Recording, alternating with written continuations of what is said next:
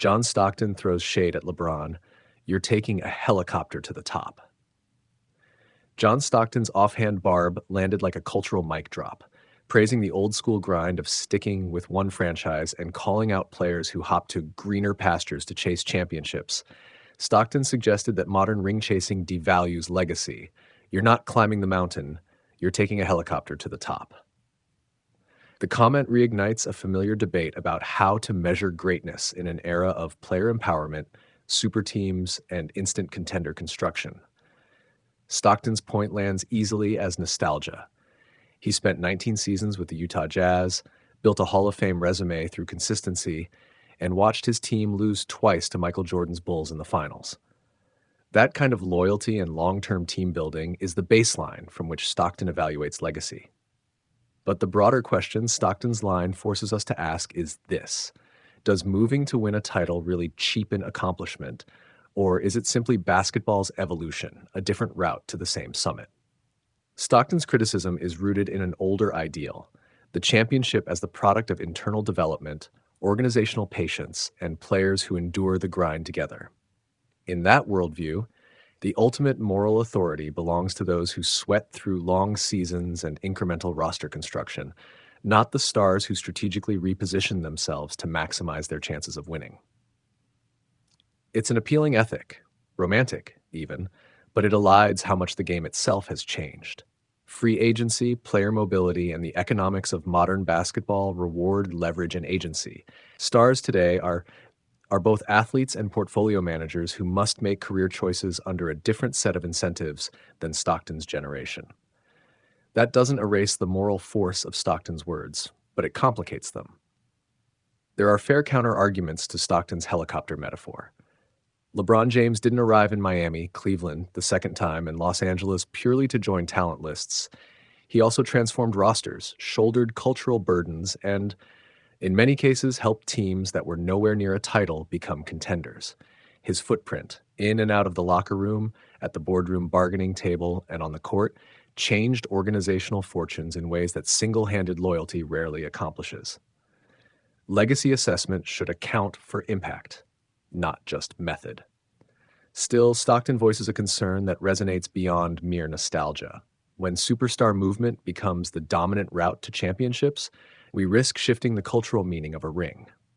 Championships used to be the apex of multi-year institutional projects. Now, with super teams, they can sometimes read like aggregates of star talent assembled quickly. That matters because fans and analysts use championships to compare players across eras, and apples-to-apples comparisons require context. Stockton wants to preserve the weight of the old ascent. If you believe championship value dilutes when systems rearrange to accommodate stars, then Stockton's critique holds water. But fairness demands nuance. The league's structural incentives, max contracts, bird rights, the luxury tax, and the wage of fame shape player choices. Stars have agency now and financial stakes that make a roster choice a career-defining economic and competitive decision. Criticizing players for taking available agency without acknowledging the altered landscape risks anachronism. The relevant measure isn't only where you win, but what you did to win and whether the movement itself was a strategic expression of competitiveness rather than mere convenience. In short, Stockton's shot at LeBron digs into a real tension: loyalty versus agency, process versus outcome. But the debate is not binary. There are honorable ways to climb the mountain and honorable ways to charter a helicopter. Both require trade-offs, and both produce different kinds of greatness. The real judgment should weigh replication of excellence under pressure, leadership in disparate contexts, and measurable impact on winning, rather than apply a purity test based solely on movement. LeBron's critics will continue to deploy Stockton's line as evidence that his resume lacks the old-fashioned shine. Supporters will counter that LeBron's sustained dominance across multiple systems and eras makes his legacy richer, not poorer. Ultimately, a balanced legacy framework should recognize that the NBA's rules and economics evolved, and greatness must be measured against the opportunities and constraints of its time, not simply against an idealized past. The conversation Stockton reignited is valuable precisely because it forces us to name the values we care about: perseverance, influence, championships, and the way the game's structures shape who gets to win them. John Stockton's comment that guys who hop teams to chase rings are taking a helicopter to the top rather than climbing the mountain is sharp, memorable, and taps into a long-running debate about how to evaluate greatness in team sports. It also exposes an obvious fault line between two different value systems: the old-school ideal of franchise loyalty and the modern reality of player empowerment and roster fluidity. On one side, Stockton's point is persuasive.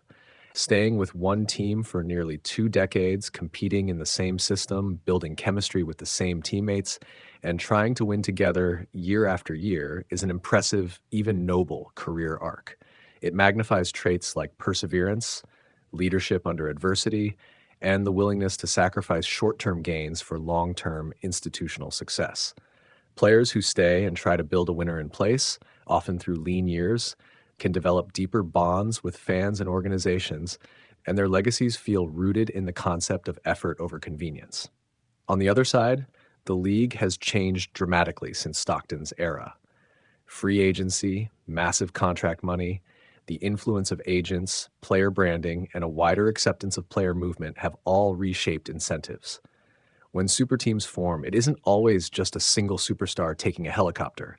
It's also a byproduct of a market that allows players to control where they work, maximize earnings during a limited career window, and sometimes pursue personal goals, whether financial security, family considerations, or a specific competitive setup that fits their skills. Criticizing players for using the tools available to them can read as ignoring that evolution. LeBron James sits squarely in the middle of this debate. His critics say he sought convenience by joining already loaded rosters, softening the perceived climb. Defenders counter that LeBron carried teams to places they couldn't have reached otherwise, turning the Heat into a dynasty, rescuing the Cavaliers franchise with a title, and making the Lakers contenders again.